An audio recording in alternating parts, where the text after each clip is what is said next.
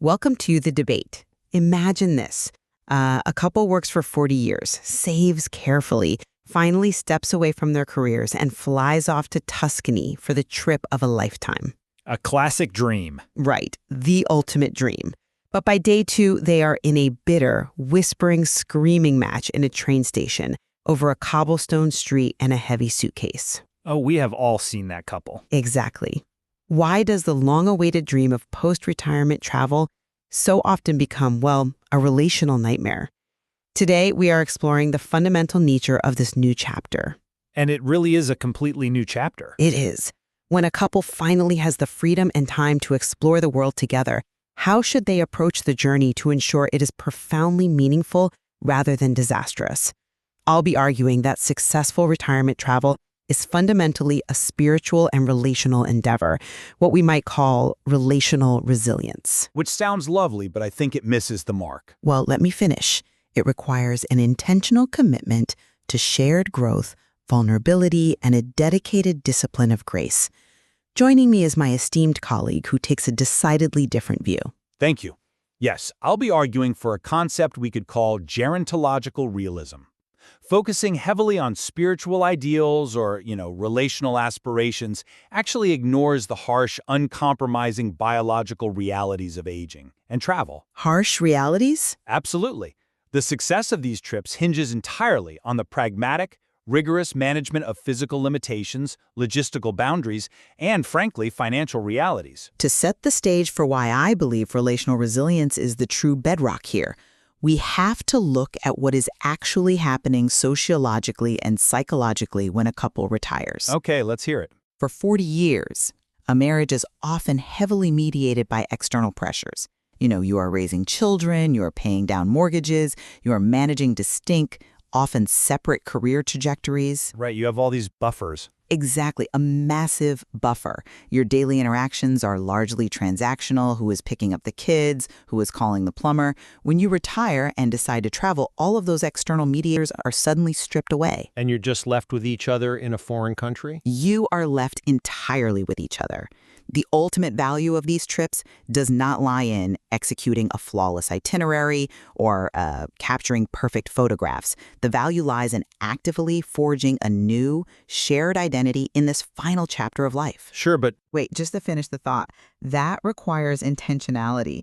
It means choosing shared experiences that foster vulnerability, like struggling through a language lesson together or keeping a shared journal where you actively document gratitude. gratitude journals are great, but The core of the journey is asking what this new environment is teaching you about patience and love.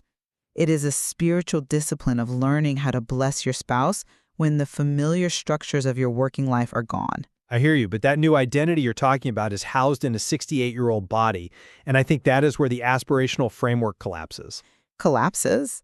Isn't that a bit dramatic? Not at all. What you're describing, this profound vulnerability and shared spiritual reflection, requires a baseline of physical and mental energy that is practically non-existent if you don't manage the biology first. Well, You say the mediators of work and mortgages are stripped away. That's true, but they are immediately replaced by new, far more immediate physiological mediators. like what? Joint inflammation, spinal health, diminished stamina. We have to practice gerontological realism, which is the acknowledgement that our ankles in our late 60s are simply not as forgiving as our passports. I mean, no one is denying that our bodies change. But you have to plan around it. A trip's entire vibe must first answer to strict energy budgets. If you don't aggressively manage those uncompromising realities by budgeting for off-season travel to avoid crowds, for instance, you're doomed. Off-season travel is just practical, though. It's survival. Or opting for small towns with built-in rest periods rather than marathon museum hopping. If you don't do that, there's absolutely zero energy left for gratitude or spiritual growth. I completely agree that we are transitioning from chasing work deadlines to chasing sunrises on foreign beaches, and that our bodies change. Obviously, a couple in their 70s shouldn't be backpacking like 20-year-olds. Exactly. But let me stop you there, because if we build our entire itinerary around our physical limitations and a fear of, say, a surprise elevator being out of service, aren't we missing the point? A surprise elevator? Yeah, when you expect an elevator at a museum and it's broken. If we plan our whole trip around the fear of stairs, Aren't we just trading the spreadsheets of our working years for a new set of restrictive GPS coordinates? How do you mean? I mean, if the absolute driving force of your travel planning is purely what your ankles can withstand, you lose the very adventure you set out to find. How do we prevent planning for rest from entirely eclipsing the journey? It doesn't eclipse the journey, it enables it. But the vulnerability of trying new things together, even if it's tiring, is what actively strengthens the marital bond. If you insulate yourselves too thoroughly, you aren't really traveling, you're just resting in a different zip code. I think you're looking at this backward. Setting rigid physical parameters isn't a self-imposed house arrest. It is the exact opposite. It is a facilitation of the experience. By limiting what you can do, Let's look at the neuroscience of stress for a moment. When a couple in their late 60s overextends themselves physically, let's say they take your advice and push through the fatigue to chase a sunrise after a 12-hour flight, well, they're making a memory. they aren't having a spiritual moment. They are inducing a massive cortisol spike. And cortisol is the biological enemy of empathy. The biological enemy of empathy? Yes. When your nervous system is in fight or flight because you are physically depleted, you biologically lose the capacity to extend the grace you're advocating for. I think that's a bit reductive. It's science. By saying, hey, we will skip the medieval castle tour today because the stairs will ruin our spinal health, you are preserving the physiological capacity to actually enjoy that cooking class tomorrow. I hear that, but it feels like you are treating the human spirit as entirely subordinate to the physical body. Yes, we get tired. Very tired. Yes, the flight is exhausting and cortisol is a factor. But let's move from the macro itinerary to the micro environment of the couple's relationship, because this is where the theory truly gets tested. Okay, let's go there. Think about being cramped in tiny airline seats or sharing a 200-square-foot European hotel room for 3 weeks. A recipe for disaster. Or a spiritual testing ground. When your partner is exhibiting a legendary snoring habit in a room the size of a closet, it is an absolute crucible, but it is also a profound opportunity to practice grace. Grace? Really? Yes. It forces you to pause and ask, what internal attitude must I adopt right now to maintain harmony? How do I actively choose patience over resentment? You simply cannot logistically hack your way out of the fact that you are two flawed human beings in incredibly tight quarters. I have to interject, because what you're asking for isn't just difficult. Biologically, it borders on impossible. Impossible to be patient with your spouse? Under those conditions, yes. Grace, the ability to pause, reflect, and choose a patient response over an irritable one, is fundamentally an executive function. It happens in the prefrontal cortex. Okay, doctor. No, seriously. Now, what happens when we cross multiple time zones and share a tiny room with a snoring spouse? We experience a profound disruption in our circadian rhythms and severe cumulative sleep deprivation. Right, we get tired, I acknowledge that. No, it's more than just being tired. Sleep deprivation actively suppresses the prefrontal cortex and hyperactivates the amygdala, the emotional center of the brain. So you're saying we're just at the mercy of our brain chemistry? I'm saying if your spouse snores like a chainsaw in that tiny hotel room, you aren't on a vacation, and you certainly aren't in a spiritual testing ground. You are on a multi-day hearing test that is systematically degrading your cognitive function. A hearing test? That's a bit harsh. It's the truth. Your emotional regulation plummets. You cannot outpray a biological deficit in executive function. Harmony in these micro-environments is not achieved through adopting a better attitude. It is achieved through tangible gear and hard logistical firewalls. Wait, you're calling a snoring survival kit a logical firewall. That's an interesting term. It's exactly what it is. Are you saying the physical gear actually dictates the psychological state of the marriage in that moment? Walk me through how a piece of equipment is the answer to a profound relational challenge. Absolutely. The gear dictates the psychology. You pack a specialized travel pillow to maintain spinal alignment. You pack a small fan for localized white noise. You bring high-end fancy earplugs. Fancy earplugs. And the sociological beauty of the fancy earplugs is that they allow you to diplomatically blame the airlines or the thin hotel walls for the ambient noise, rather than attacking your partner's biology. So you just lie to yourself. No, it removes the moral judgment from the physical reality. Furthermore, survival in these tight quarters requires inflexible non-negotiables to manage what we call decision fatigue in novel environments. Decision fatigue? Yes, when you are navigating a foreign city, you aren't just walking. You are processing unfamiliar auditory inputs, translating foreign signages, calculating exchange rates, and maintaining spatial awareness in a crowded space. Well, that's just traveling. That's part of the fun. But it's a massive, invisible cognitive load. By the time dinner rolls around, the brain is exhausted. This is why successful traveling couples who survive decades on the road together, establish hard rules in advance. Like what kind of rules? No cooking on vacation. No communal bathrooms. Ever. No navigating rental cars at night. These aren't spiritual disciplines. They are logistical firewalls designed to preserve cognitive load and prevent the relationship from burning down when energy is critically low. Okay. Relying on a white noise fan to save a tense marriage is like trying to fix a cracked foundation with a fresh coat of paint. I wouldn't say that. It masks the symptom in the room, but the structural integrity of how you communicate when under stress is still fundamentally flawed.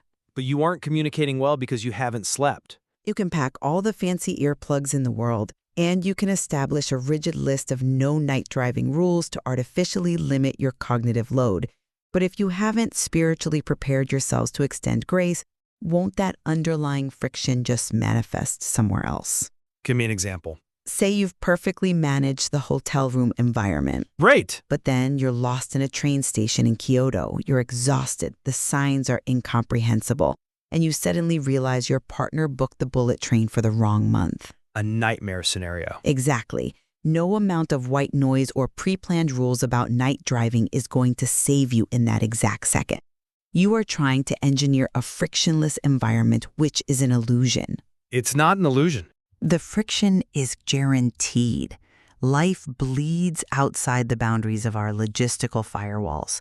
When the system fails, only the premeditated, intentional discipline of relational resilience will get you through that moment. Relational resilience? Yes, the internal decision made months prior that your marriage is more important than the itinerary.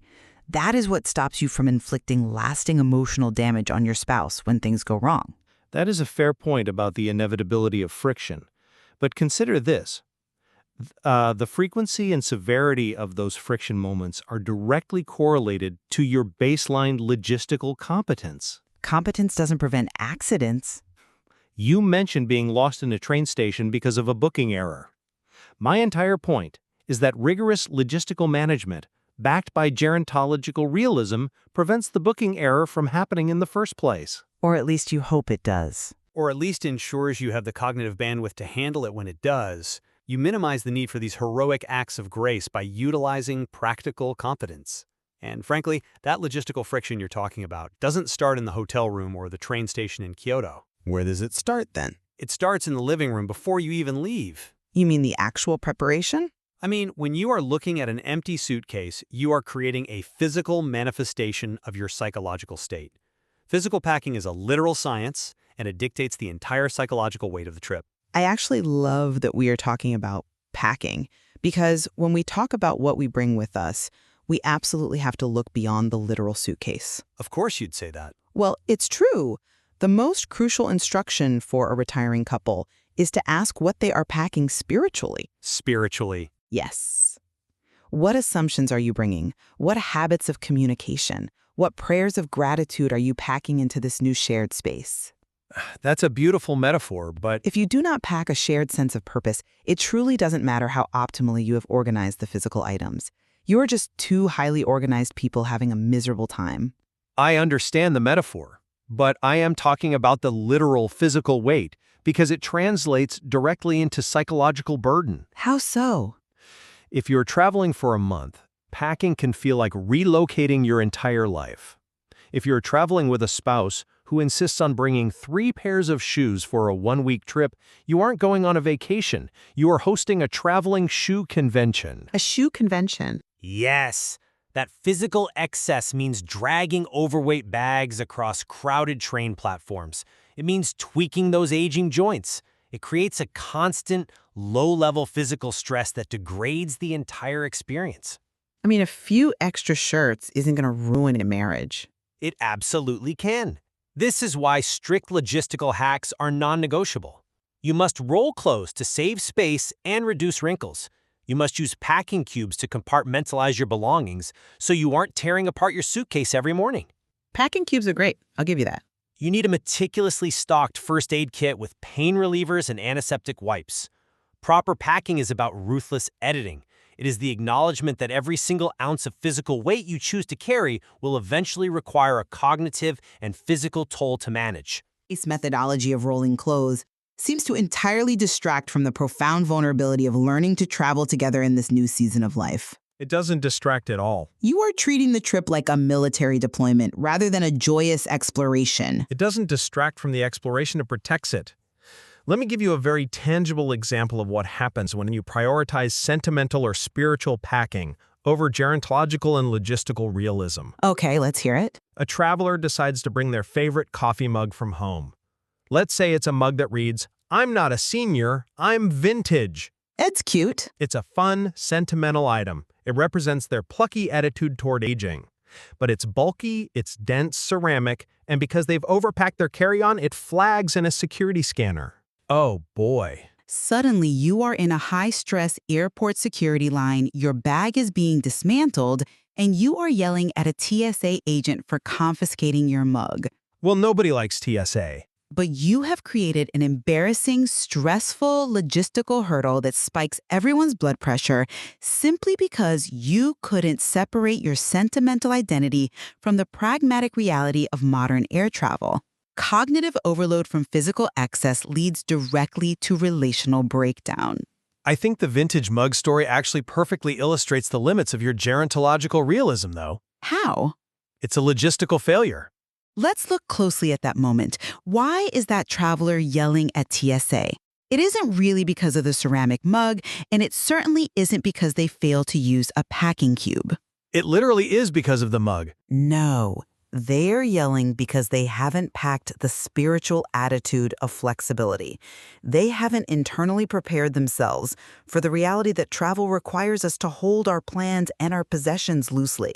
That's quite a leap. If your peace of mind and your marital harmony are destroyed by a TSA agent confiscating a coffee mug, the root problem isn't your packing list. The problem is an internal posture of rigidity. I disagree. This is exactly why I maintain that post-retirement travel must be approached as a spiritual discipline.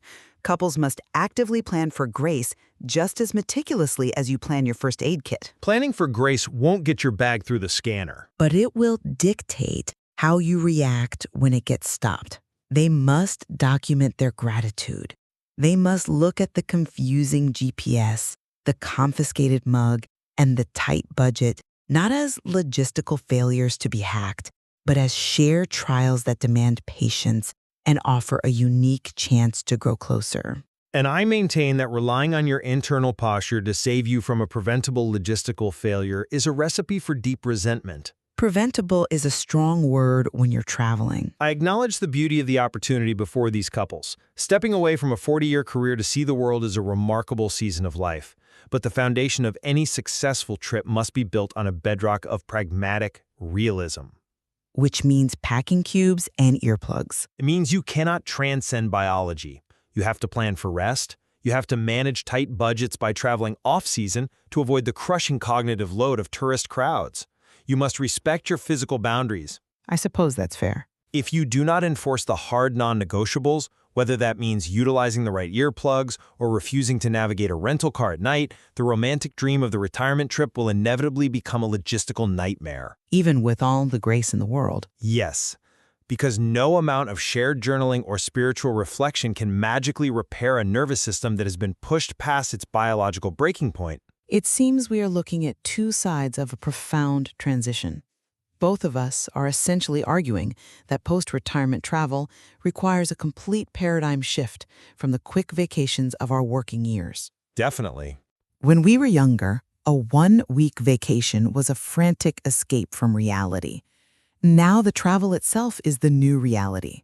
It demands an entirely new level of intentionality. Yes, the stakes are completely different now.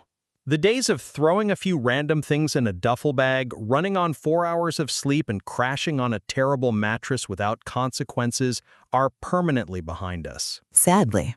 The physical and relational toll is simply too high. True harmony on the road clearly requires a complex balance of these forces. It requires the logistical wisdom to avoid the surprise elevators when possible, and the relational resilience to laugh together when you inevitably find yourself strapped on one anyway. Precisely. You need the fancy earplugs to block out the snoring, and you need the internal grace to use those earplugs with a smile rather than a scowl. That's a great way to put it. You have to know exactly what your aging body can carry before you can decide what you want to achieve together. As our listeners evaluate their own upcoming adventures in this new chapter of life, they will need to weigh these realities carefully. They will have to take inventory of their own energy levels, establish their non-negotiables, and simultaneously assess their spiritual readiness to extend grace when the logistical firewalls inevitably fail. Because they will fail at some point. Oh, absolutely. We spend decades imagining retirement as this great, monumental unburdening of all our responsibilities.